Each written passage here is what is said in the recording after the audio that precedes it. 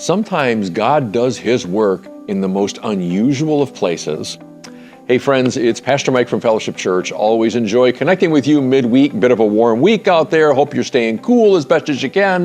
That thought for you again, sometimes God does His work in the most unusual, unthought of places.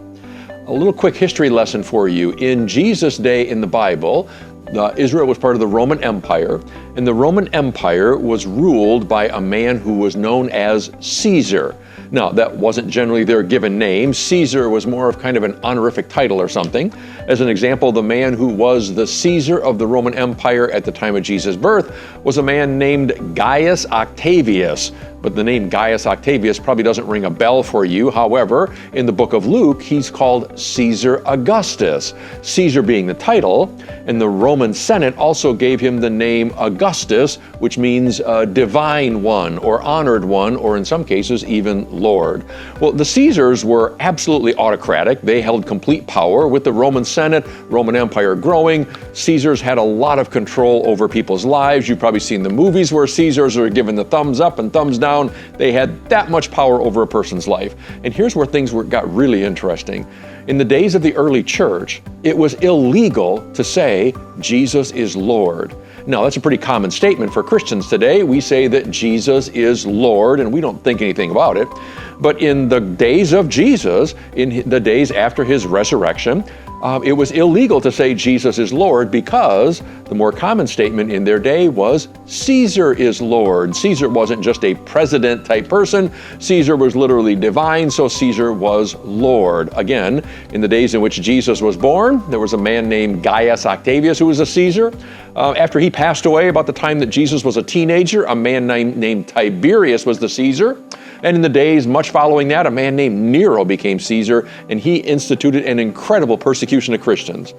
Okay, well, Mike, that's all a fascinating history lesson. Why does that matter? Well, friends, if you're like me, sometimes when you're reading parts of the Bible, you come across little phrases or even groups of people, and you don't think much about them. So the book of Philippians, which was written about the year AD 60, which is when Nero, a really awful man, was Caesar.